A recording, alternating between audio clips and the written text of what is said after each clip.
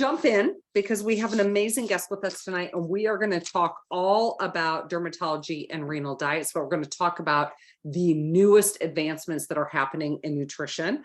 And so for those of you who've never been to a Bridge Club before, I am Catherine Haskins. I'm the founder, and in with us tonight is Shannon Nowak. She is our VP of Education, so she is going to help foster through questions. We have a small group right now, so please feel free to unmute. This is not a we wait and hold questions. If you have a question, all I ask is that we do old school family. I mean, old school, you raise your hand because I can see you and I can then say, hey, Mayor, what do you have? Whatever would you like to? Oh, Joy, I'm so glad you're here tonight. That is so good to see you. I love to see her face. So what we're going to be able to do is have a great conversation tonight. Our guest is, and I don't even know if I can pronounce your last name. So do it for me. Bautista. But there's no L in it. Bautista. I mean, like, how exotic is that? I love that. So I'm going to let her tell a little bit about herself because I have it in front of me and I don't want to have my head down and look like a dork while I'm trying to also make sure that we're having a great evening tonight. So what I'm going to have us do first is I'm going to have us start with our toast as we always do. And Dr. Adrienne's going to do that, but then I'll have Dr. Adrienne will go back and talk a little bit about our background. So everyone raise your glass and let's go ahead and start with a great conversation. Love to hear. So go for it, Dr. Adrienne. All right. Well, since we're talking about nutrition, I just wanted to say that I'll never forget that aha moment I had when I discovered the power of nutrition, especially for my own pets. So here's to our love of pets and the desire to push the boundaries of science to make a better world for them through nutrition. And then also a big shout out to all the vet techs out there who have this huge passion, which makes the veterinary world so much richer. So here's to them. Cheers, everybody. So Dr. Adrienne, let's go first into your background as I promised. And then you said something in your toast that has me kind of geeked up. And while you know we do have a run a show and ask questions, I do pivot a little bit away because of something you just said there. So let's first go into, tell us a little bit about your background and how did you get into all of this with regards to nutrition? Certainly. Well, I'm originally from North Carolina, but now I call California home. Yeah, spent half of my life in North Carolina, undergrad, starting, trying to pursue a career, but ended up in California, and I ended up actually doing veterinary school out here in California at UC Davis. After that, I went into practice for a bit, came back, did a residency in toxicology. So I'm actually a boarded veterinary toxicologist. And life takes, turns and life happens. And so wasn't able to move and just went back into practice for a few more years, and then really got interested in, what was going into the mouths of the patients that I was trying to care for. Sort of has a toxicology twist too, because usually when they have something they've eaten bad, it's thought, here's some links there. But I was always impressed by Royal Canin in practice, and it just so happened position opened up in that area and I joined the company. Goodness, now it's been 2.5 years I've been with the Royal Canin, and just expanding my knowledge of nutrition a bit more with a little toxicology twist on the side there, and enjoying every bit of it. So let's dive into a little bit of your toast. You talked about this idea of pushing science. And when we're talking about nutrition, I know that wasn't kind of something that was outlined in it, but I find it really interesting of pushing the science barrier specifically. Do we know all we can know about like what's happening with nutrition? Is that where you're going with that? Or give me a little bit more on the pushing the science. Sure. I mean, if you look at any of the new studies that are coming out, the microbiome, I don't know if you've heard about that term. I have. It's like a new big emerging trend. Yes. So they're looking even at how is, what we put in the animal's mouth, not only affecting the microbiome of the gut, but even what's going on the surface of the skin. Oh. And so if you feed like a fresh food diet versus a dry kibble diet, is that going to alter, the microbes and the microbiome in the skin? So lots of just new areas that we probably didn't even think of 50 years ago to look into for nutrition, all new types of nutrients, also looking into more sustainable sources of, nutrients. So Is really that really pushing, is that pushing a lot, the sustainability too? Is that really pushing a lot of the advancement? I don't know if that's all of it, but it has a lot. I mean, we're competing not only with, the human food chain. So we got to find reliable sources for a lot of ingredients that are being used in foods, not only for humans, but for pets as well.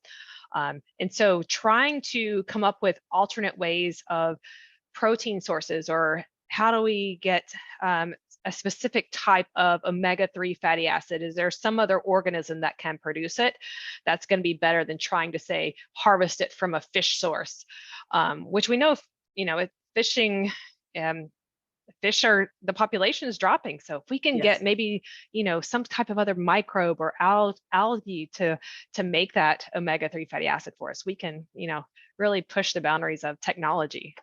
I love that. I love that. But this has been emerging because it used to, coulda, woulda, right? When it was a long time ago where we had just get a bag of dog food, put it out there, and it was meant for every pet. So it was one size fits all, just based on, we didn't change the kibble. Then we started changing the kibble based on what was happening. Then we started looking at different diagnostics that would change within based on what that pet was dealing, based on breeds or whatever. But what has been like that underlying current, is it with regards to why things have changed so much with how we're looking at nutrition for our pets? Sure. I think it's become as our knowledge of nutrition has emerged. I mean, if you've said earlier, I mean, if you think back to probably medieval times, mid 1800s, we were feeding dogs table scraps. It's funny you're I saying mean, that. I was thinking 1970s Alpo. I'm going all the way back. So if you think about it, I mean, pets, we weren't keeping them as companion animals. They were there to do a job, right? So Correct. we weren't really focused on what we were putting in their mouths. They were getting table scraps as long as they were getting their work done, for hunting or protecting us, protecting the livestock. That was fine. It wasn't until we, really started to keep animals as pets that we started thinking, oh, maybe we should, be paying attention to what they're eating, and it wasn't until, like, I think it was the 1800s that companies actually started developing kibble and dried dog food recipes. Now, it wasn't set in stone there, that was just the early beginnings. But our founder, Jean Catherine, really recognized over 50 years ago that by simply altering some of the nutrients in what he called this yellow soup, he could actually improve the condition of some dogs, their skin. So that's where we started tinkering with all these different nutrients and putting in, and how can we affect, disease processes, or, how the animal looks from the outside, or how they're feeling. So I think, as our knowledge of nutrition got better for humans, so it evolved with cats and dogs as well. And I think science, so all those new discoveries are really driving the changes, and just a strong desire for us to make sure that our pets are having a better life, a better quality of life. So can we give some examples? Because obviously we're going to talk about renal and we're going to talk about dermatology, but like, can you give us some specific, like how the nutritional tailoring, like what is it that would be in one formulation that wouldn't be in another, and how that potentially impacts nutrition? Certainly. So I think one of the easiest is chronic kidney disease. So everybody knows kidneys, those two bean-shaped organs that sit, sort of mid lower Pesky back. as all get out for all of us. Yes. Yes. Yeah. Well, those organs are really important for a lot of things. They're not just filtering waste products from the blood. They're also helping us maintain water balance, blood pressure, red blood cell counts. They activate hormones, vitamins, etc. And when that function starts to decline, the body is able to do a good job, even in cats and dogs, of compensating. And so we're not visually, we can't see these changes going on with the pet, but it's not until, they start to show clinical signs, they bring the pet into the vet, have some diagnostics run, that we catch what is going on. But the big key nutrient that we've found that's driving the progression of kidney disease is phosphorus. Oh, Yeah. And phosphorus, you know where the biggest source of phosphorus is? no, what's It's in that? What's that come from? protein. So animal Oh, protein sources. but we Yeah. say eat protein. Here, have chicken. Here's fish. Yeah. Here's beef. And you're saying, but that is actually potentially contributing to. The disease process. Yeah. So it's fine for an animal that has perfectly normal functioning kidneys. No problem with, higher levels of phosphorus, higher levels of protein.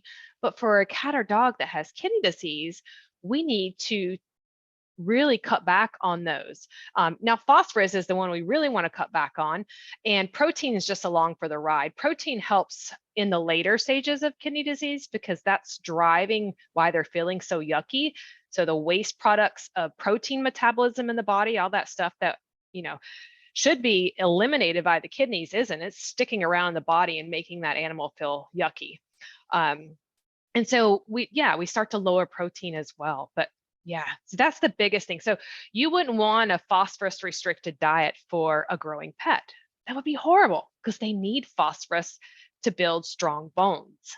It goes along. Interesting. It's like sending two messages, right? So if we know that's where it comes from, and if the pet owner gets their hands on this kind of information, the pet owner would then kind of spin it in a different way than understanding. They would say, gosh, I literally want to cut the protein because that's going to cause the kidney disease, but you're saying no. And it's really making sure, because this is how misinformation can be spread out from a pet owner's perspective. Not to, we've got the professionals here, but if they hear the wrong, that could really, I could just see that right now. We have a meeting coming up with our pet parents and they're going to be like, so let's dive into renal. Let's talk into renal and dermatology, and specifically, what are the key components there, or the nutritional components that you guys have discovered really make a huge impact in those two disease states?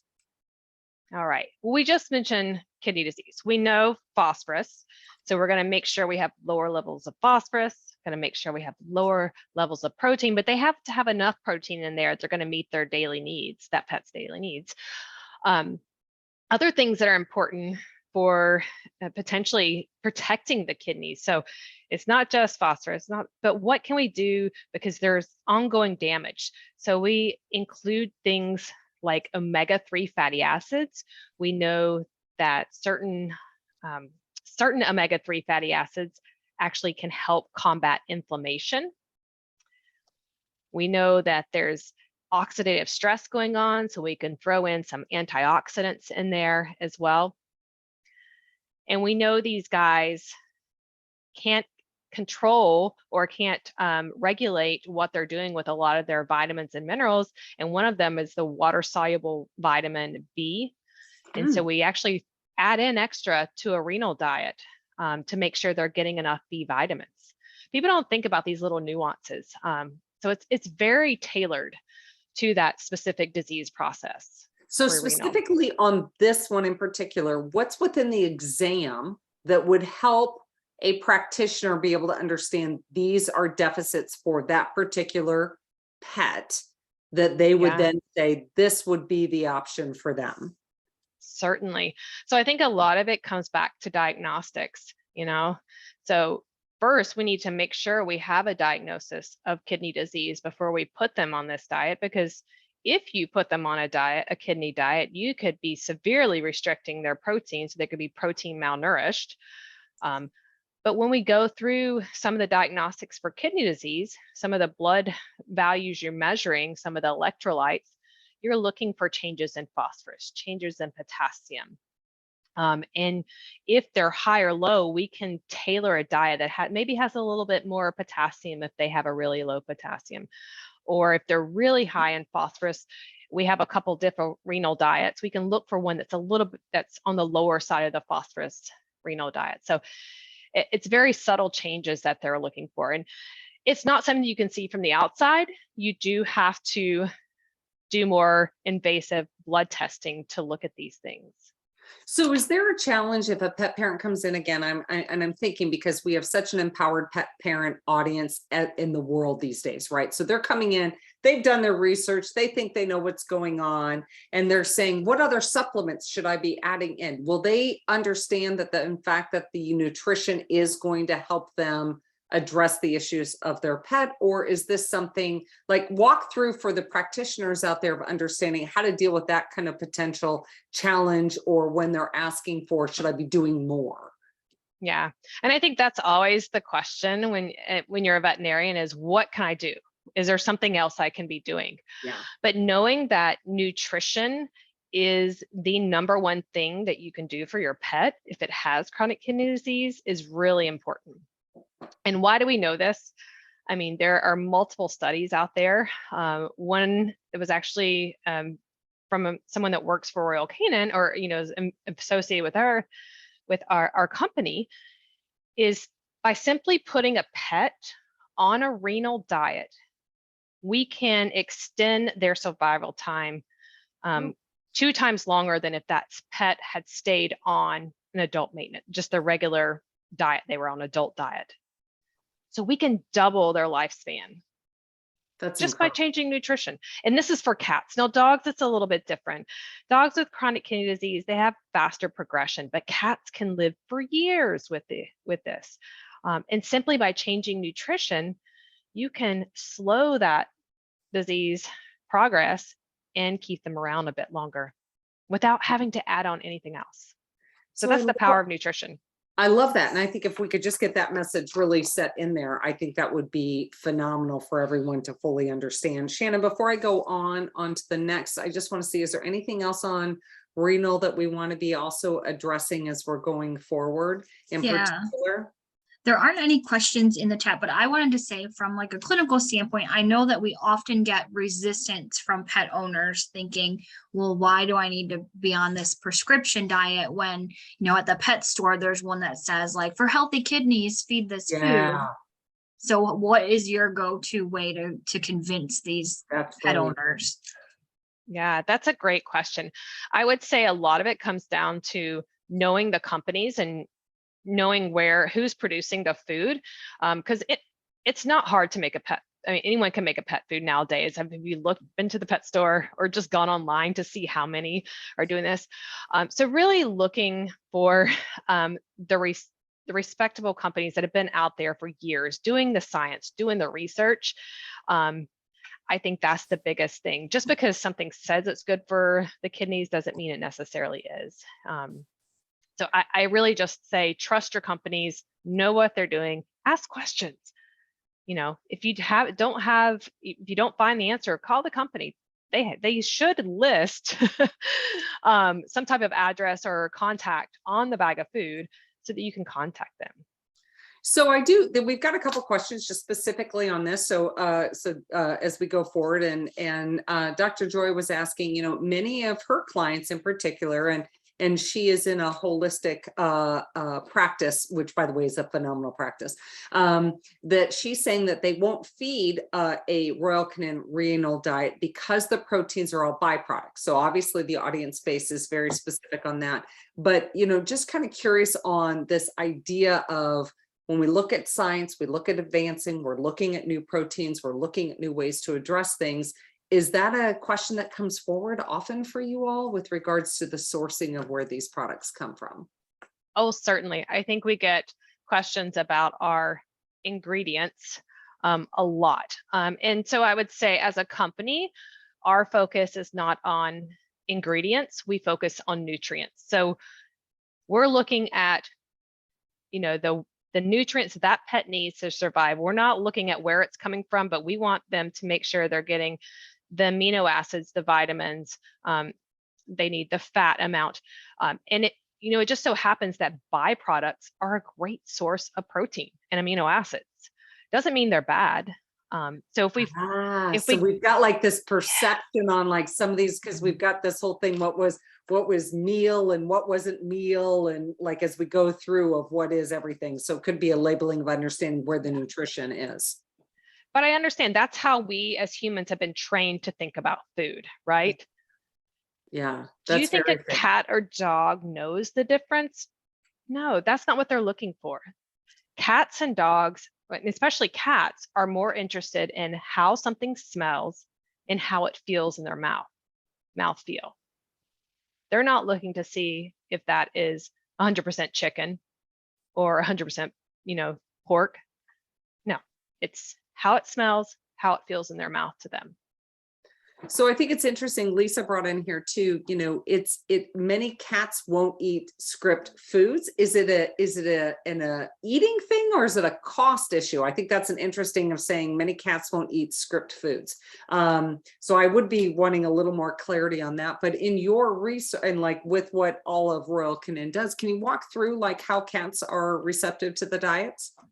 Certainly. Well, for our diets, we actually go through a lot of palatability trials to make sure that they're going to be accepted when we, put them out for the public, to utilize, and for veterinarians to script out for their clients. And so we have 100% guarantee. If the pet doesn't like it, you can get your money back. That is our guarantee. Now, yeah, I didn't know that guarantee, and I've been a customer for 13 years. Yeah, you can send half an open bag back if your pet doesn't like it, and you can get a replacement. It's not, every pet is different. I can't say 100% of cats are going to like renal F or renal S, but I think that's one of the big things that we found too, is that we like to have options, because we know there are pets that are not going to like maybe one can diet versus the other can. And so by having options, you can actually start to offer the foods. Now, you don't want to, especially with a cat with renal disease, and if they're feeling yucky, you don't want to throw food at it, because they actually develop food aversion. So you want to get them when they're feeling good, when their appetite's up, they're nice and hydrated. And so that's why I think it's important to catch these guys early in the disease process, before they start to get to those really later stages where they're weak and they're nauseous all the time, and they're really not wanting to eat. Catch them early, get them on that diet, and get them started, and do a slow transition. Sometimes it can take weeks to transition these pets. Just because they don't eat it one day doesn't mean it's not going to sit the next, but just continue to offer it, and don't offer a buffet, offer one or two choices on separate plates, I love that. So Lisa and Joy, if we haven't helped to answer those, please shoot us a note back. But I would also love us to transition over to dermatology. It is a big issue for pet parents when they come in. They also don't understand that you can't give an immediate solution to dermatology needs. And then now we're looking at it from a nutrition perspective, when they're like, just stop all the itching, scratching, licking, biting. Please just stop it. So let's go through and talk to us about, let's back it up like we did with renal, and go through what are the things that are missing in the diet that you guys have found that are being added into that diet that could then help the pet parent and the pet. Let's get back to the pet, but yes. Certainly. And I think when you talk dermatology, it's a huge area for nutrition. Yes. And there's two different camps. So we know some pets have potentially allergies to proteins that they're eating. And we call this a cutaneous adverse food reaction, or we all know it as a food allergy, right? So these are dogs that whatever protein they're eating, sometimes it can be a carbohydrate, but normally it's a protein, they can then start to have red skin, itchy skin. They start scratching. They can even have, just ear infections. And so they're going to come in, and the owner's going to think, okay, what's going on? But we have to get to the bottom of it, because a lot of skin diseases look very similar. So I can't tell you just by looking at a pet if that has redness and itchiness, if it is from fleas, food, environmental allergies, some other parasite, some overgrowth of bacteria. I mean, there's a lot of diagnostics going into play with dermatology. That being said, there are some nutrients that are very important for keeping the skin healthy. So we know the omega-3 fatty acids, EPA and DHA, are huge for the skin, just like they are for the kidneys, anti-inflammatory, help with inflammation. But then we have omega-6 fatty acids, and those are important as well. They provide some of, the building blocks in there for the skin. Making sure you have enough protein too. Protein is important for skin. So good amounts of certain amino acids in there. And we've learned over the years that there are some other, we call them functional ingredients, that when you combine together, they actually work better to help increase what we call the skin barrier. So think that outer layer of your skin. Yeah. I think the best way I describe it is like having bricks and mortar. So if our bricks, so think about a house, nice tight bricks. If we start to get leaky cracks, things can get in. So there are actually some nutrients that can be provided through a diet that can help tighten up that skin barrier. And that's going to help. So bacteria and stuff can't get down underneath there and cause issues, but it also helps so that water isn't lost through the skin. So for lack of a better term, it's like creating a new shield all through nutrition that's coming from the inside out to really help. Yeah. That's fascinating. And then we do that with lotion our skin right now. We put lotion on. We do, but we also, topicals. We all want to have that kind of barrier as it's kind of coming through. So like Lisa brought up, which I think is great. She says, I have a toe licking boxer on Apoquel. So it's that doesn't last very long. So if we're able to then combat that with nutrition, as you're going through that would be fantastic to really be able to help and complement any other additional over-the-counter, not over-the-counter because Apoquel's not, but as you're giving any pharmaceuticals on top of it. So it's inside out, outside in. Yeah. So if you have a healthy pet, you can go and look, Royal Canin has just healthy pet diets that have a little bit extra skin support in there. You can find that. But for a dog, like Lisa's, the boxer, the first question would be, what's causing the licking? And getting an accurate diagnosis, so we need to determine, is that truly from something going on, some protein in the food, or are we having environmental allergies? And so food allergies are a little bit easier to diagnose because you can actually do an elimination diet trial for those. And that's a little tedious for owners, but if they stick with it and you get a diagnosis of food allergies, it's great because now we know what's going on and we have nutritional options for them. But I think it's kind of cool for professionals to understand that there are two things that can be working in tandem when they're dealing with the pet parent, to be able to indicate we're going to work, on the topical, lack for better term, because I know Apoquel is not a topical, but like on the outside through medication as well. Yeah. And then internally with the actual nutrition. I think we forget how important nutrition plays in all components of the body. I think you just hit the nail on the head there. And that's, I think that's our impetus for really pushing, looking for nutrition. Now, it may not be the silver bullet for some of these disease processes, like you mentioned, but if we can get that skin barrier more fortified, then we can maybe prevent the amount of licking. We may not completely eliminate it, but that dog is going to have a better quality of life. You're going to have a better quality of life. You're not listening to the dog lick all night while you're trying to sleep. Well, I am kind of curious because of all the things it does appear some of the foods have some similarities and things that they're doing in it. And it goes back to kind of the first question we talked about. It's not a one size fits all, but in reality, is there ever an opportunity that you guys could create? Let's go back to, again, your toast.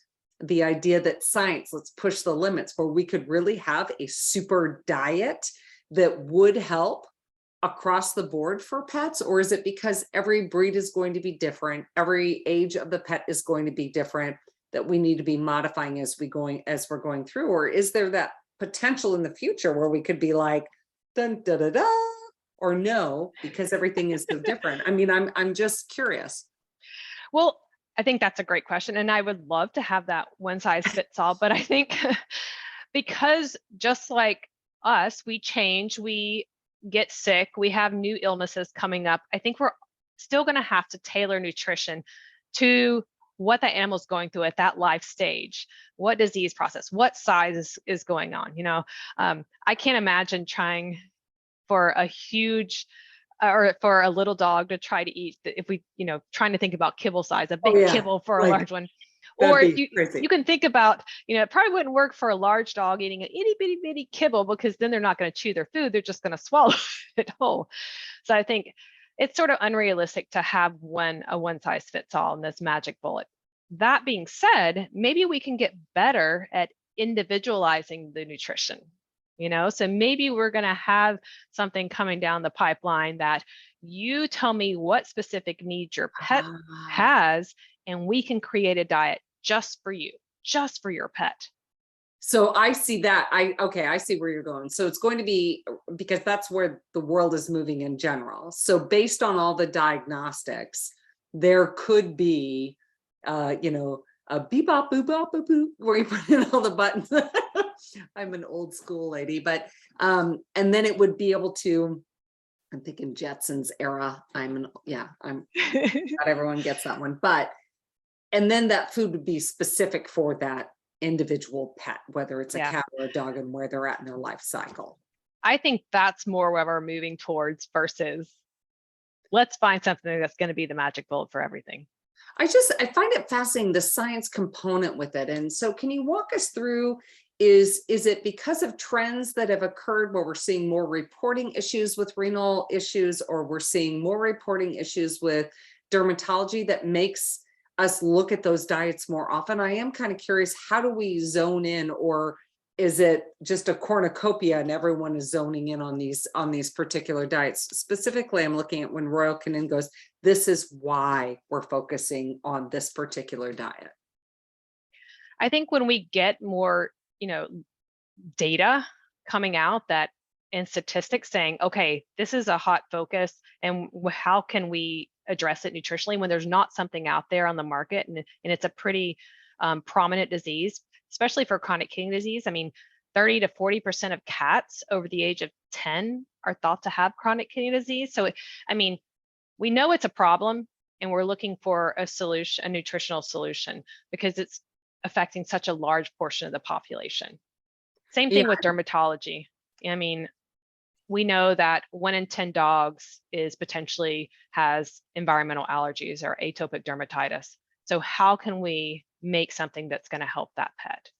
So curious, let's talk a little more on the dermatology piece, because I am curious. It seems environmental issues always seem to be the first point of saying this is what's causing. And I love this idea of giving a protective barrier to the pet so that they have some sort of protection as they're going forward. But within practice, let's talk about what happens. You said that, when the clinician is looking at the pet and they're running all these diagnostics, is there any new tests they're going to have to run? Or what are they looking for in their diagnostics to say, okay, we need to also be looking at the nutritional component? Sure. I think, for dermatology, the diagnostics are pretty simple. We're using our eyes and our tangibles here. So we're looking at skin scrapes. We're looking under the microscope. We're doing some easy rule outs for that. And then when we have ruled out things like fleas and mites and bacterial infections, yeast overgrowth, potentially fungal infections, would then have to, your test is actually going to be your food is your diagnostic tool. Because that you then go to, okay, we've done everything, we've ruled out everything else, we're stuck with either food allergies or atopy. And the only diagnostic test for that, atopy, there is no diagnosis. This is a diagnosis of exclusion. So we have to rule out food allergies. And so you have to do an elimination diet trial. Which is so taxing for a pet parent to be able to do. So the idea of going in and saying, as we're doing these other things, let's go ahead and make sure that we are, in fact, looking at the nutrition. I think everything goes back to nutrition. As human beings, we know this, what we're experiencing in life.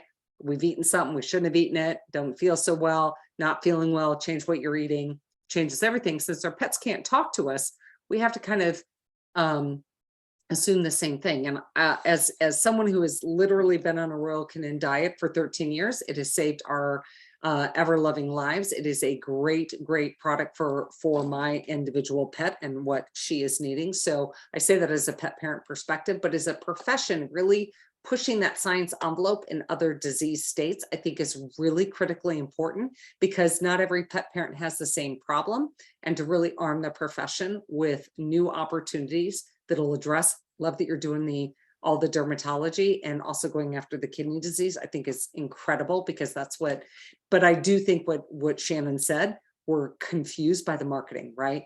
What we see out there, what is getting put out there, and then when they come to practice, what does that mean for us in practice, and how do we help combat that as we're going forward? So I'm going to quickly open it up for any additional questions. Just want to make sure as we're going forward, but I do want to quickly, is there a new Antec test that helps on the renal disease that we should also be bringing up just by chance? Oh, yes. I want to mention, and a shout out to Antec, who has, it's not a test, actually, it's a predictive tool. And so what that means is that we're not doing any extra testing. You're still doing your routine CBC Chem UA, but they're taking that data and using the power of artificial intelligence. And so they've developed an algorithm that can take all those data points and come up with an answer, or predict accurately in about 95% of cases whether or not a cat is going to develop chronic kidney disease in the next 2 years. Oh my gosh, how valuable is that?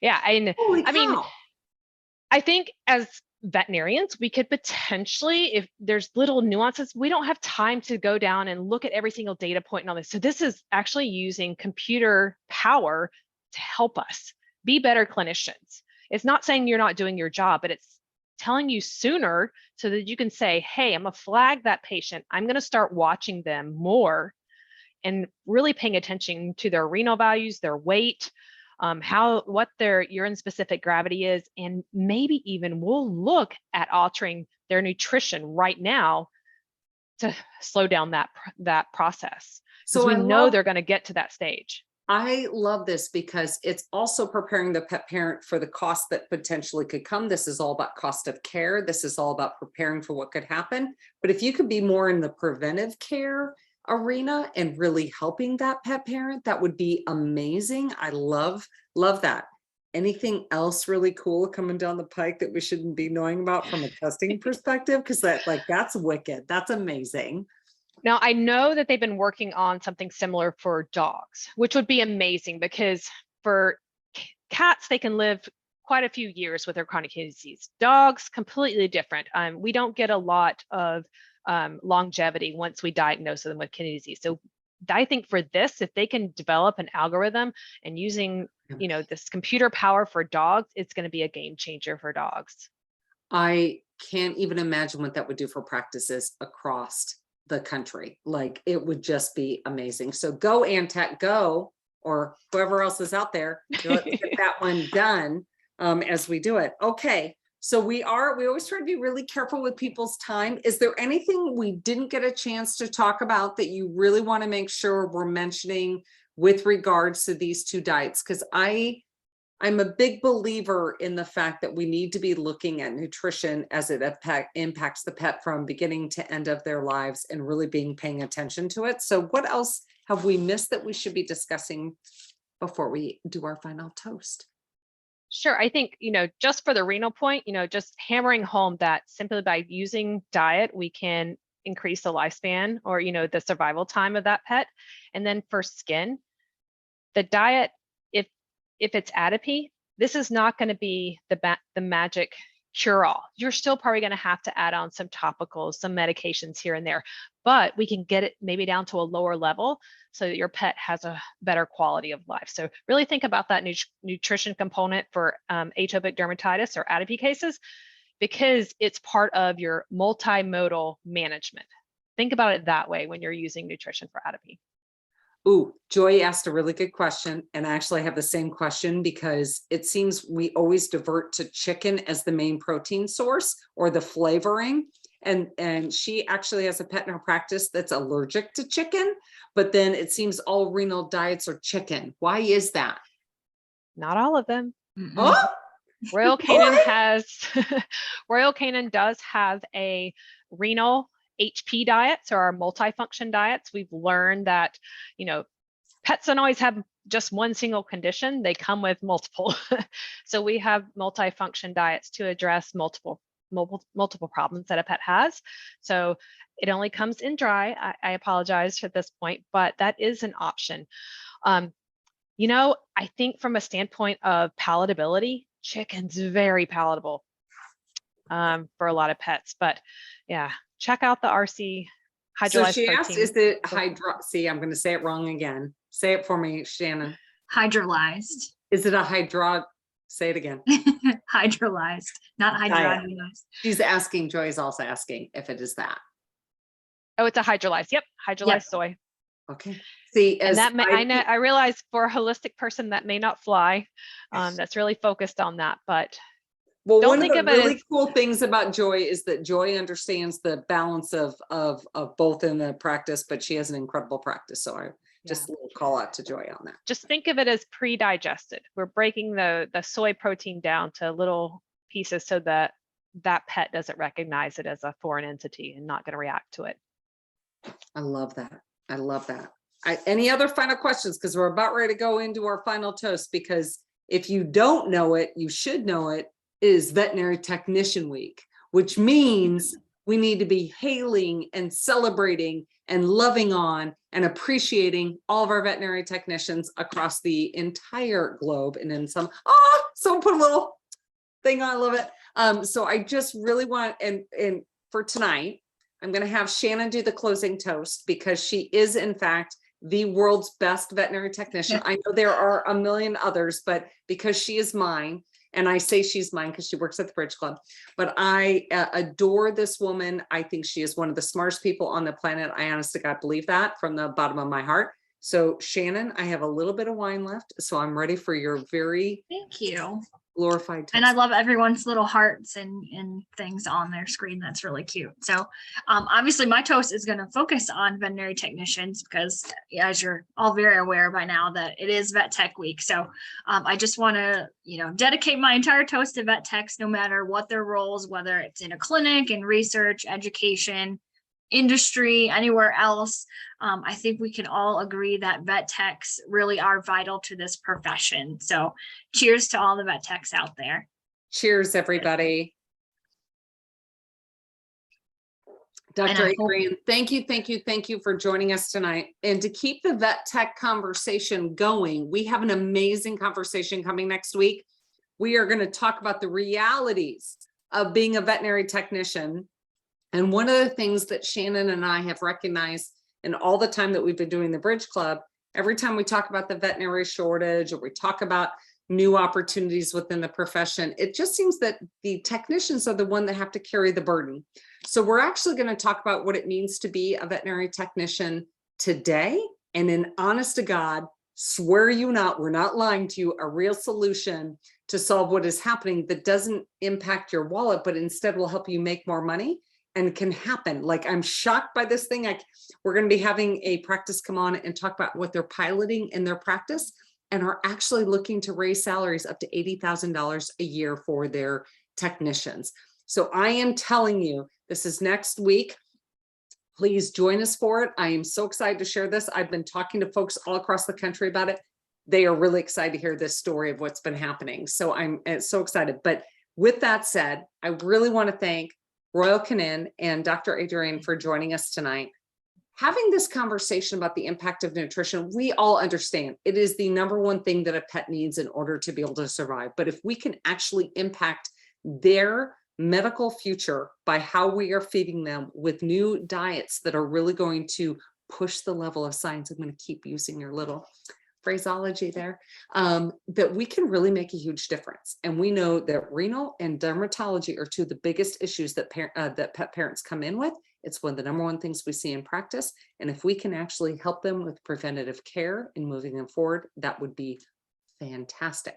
Do you have any parting thoughts really quick, Dr. Adrienne, or should we all just say good night? It's been a pleasure, and I appreciate all the wonderful questions. You had some great ones tonight, so hope you learned a little bit.